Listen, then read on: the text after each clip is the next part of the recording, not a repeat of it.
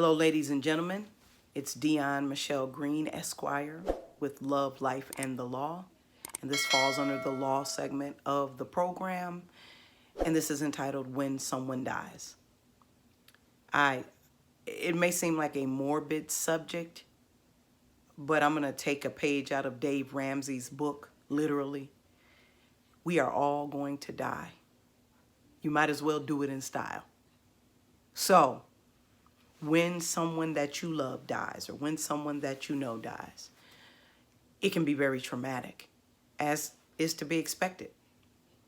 It becomes even more traumatic when there's no plan. I can't tell you how deeply it grieves my spirit every time I see a GoFundMe page for someone who passed away because they didn't have a plan. And let me tell you something. Death is no respecter of persons at all. Babies die, and people that are 105 die. Everything in between, we die. If you're a spiritual person and you believe in the Bible, there was a period of time when we didn't die. We would use phrases like being as old as Methuselah, because Methuselah was one of the oldest people in the Bible before Adam and Eve, who, lived, it was like 800 years maybe. Somebody can correct me if I'm wrong.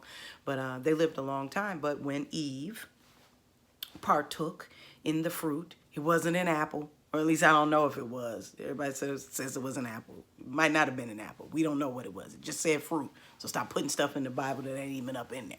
So when Eve partook of the fruit, and then Adam told God, well, the lady you gave me, she made me eat that fruit. Okay, yeah, here we go. That's how it all, again, that was from the beginning, y'all. So that's how it all started out, women getting blamed for everything. You still got to be your own man. You was the man, Adam. You was the man.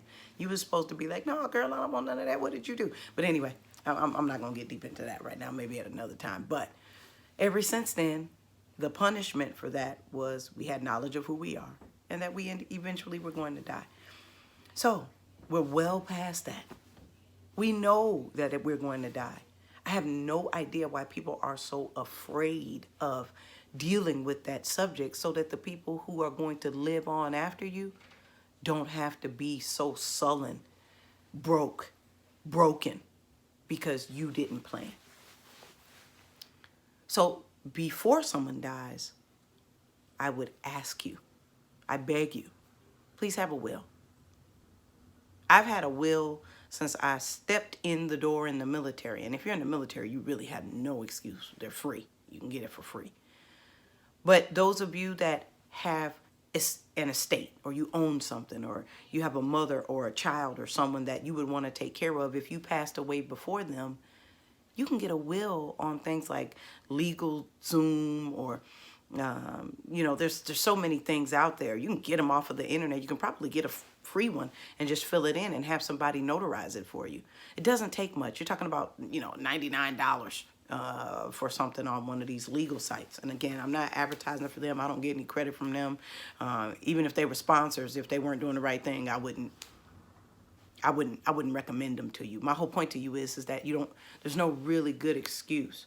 I tell people I use Jordanology. I just made that word up. I use Jordanology. If you didn't buy one pair of Jordans, you could have done this. If you didn't buy one pair of Yeezys, which I'm not a huge fan of, and we can get into that at a different time too, you could have done that. If you hadn't bought one pair of Timbos, you could have done this. If you hadn't bought that one leather coat, you could have done that. So I'm saying all of that to you because if you just think about it that way, is your family more important than a pair of Jordans? Are your children more important than a pair of Jordans? If they are, use that money you would have spent on a pair of Jordans and get a will. Okay, so please have that first. But when someone passes away, whether they have a will or not, you're supposed to probate their estate. Now, let me tell you what that means. What that means is you're supposed to go to court, let the state know that this person passed away. And then what they will do is they will notify all their creditors. They'll go through all of the things related to who's still alive in their lineage. So let's say that your mother died and your mother owned a home. Even if it wasn't all the way paid off. Let's say, it was a $100,000 house. she's still owed $20,000, and you're her child, and you have 2 siblings, so there are 3 of you. You get to go to the court. The court will let the banks know and all these other people know that the mother passed away.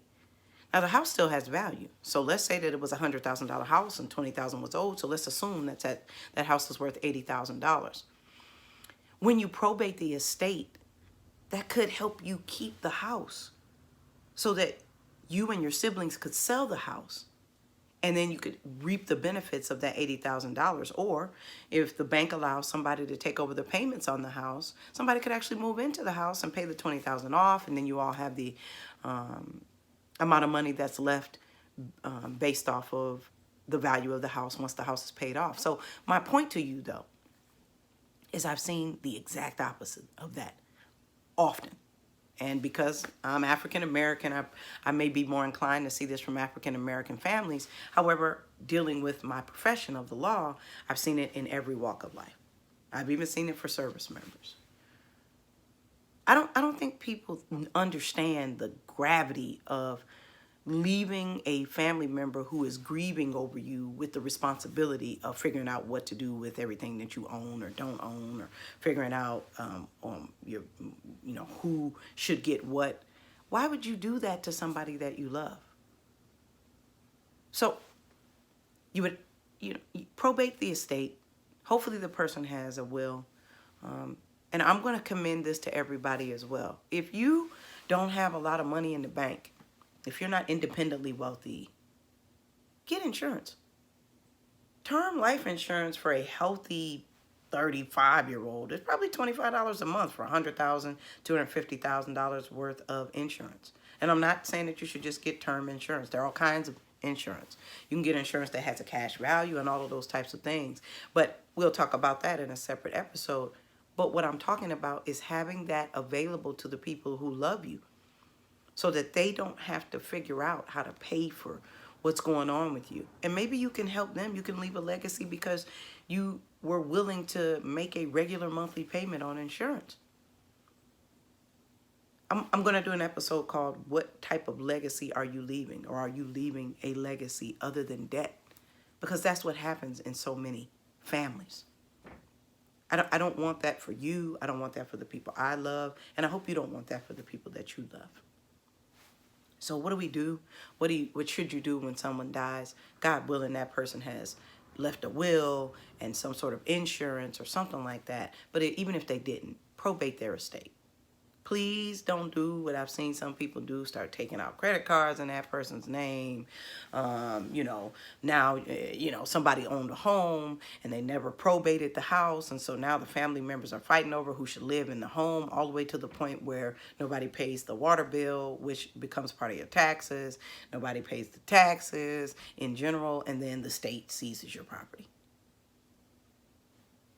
If your mother worked for 30 years to pay that house off, why would you let the state take it?